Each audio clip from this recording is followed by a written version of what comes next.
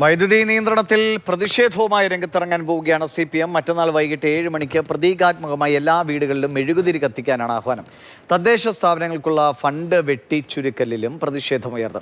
ഈ മാസം 30-ന് സെക്രട്ടേറിയറ്റിലേക്കും അടുത്ത മാസം 1, 3 തീയതികളിൽ തദ്ദേശ സ്ഥാപനങ്ങളിലേക്ക് മാർച്ച് സംഘടിപ്പിക്കും.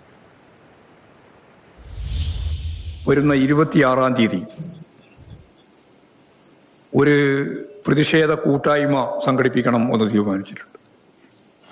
26-ാം തീയതി 7 മണിക്ക് പ്രതീകാത്മകമായിട്ടുള്ളൊരു സമരം എന്ന രീതിയിൽ മെഴുകുതിരി കത്തിച്ചുകൊണ്ട് എല്ലാ വീടുകളിലും മെഴുകുതിരി തെളിയിക്കുക, എല്ലാ ലോക്കൽ കേന്ദ്രങ്ങളിലും കൂട്ടായ്മ സൃഷ്ടിച്ചുകൊണ്ടുള്ള മെഴുകുതിരി കത്തിച്ചുകൊണ്ടുള്ള പ്രതിഷേധം രേഖപ്പെടുത്തുക.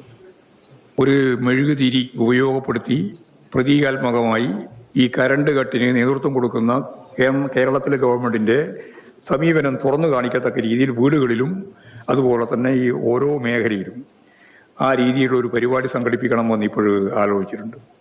തദ്ദേശ സ്വയംഭരണ സ്ഥാപനങ്ങളിലേക്ക് നൽകേണ്ടുന്ന ഫണ്ട് വലിയ രീതിയിൽ വെട്ടിക്കുറച്ചിരിക്കുന്നു എന്നുള്ളതാണ്. ഈ UDF സർക്കാരിൻ്റെ ഈ നിലപാടിനെതിരായിട്ട് ജൂലൈ 30-ാം തീയതി ജനപ്രതിനിധികൾ സെക്രട്ടേറിയറ്റിൽ മാർച്ച് നടത്താൻ തീരുമാനിച്ചിട്ടുണ്ട്.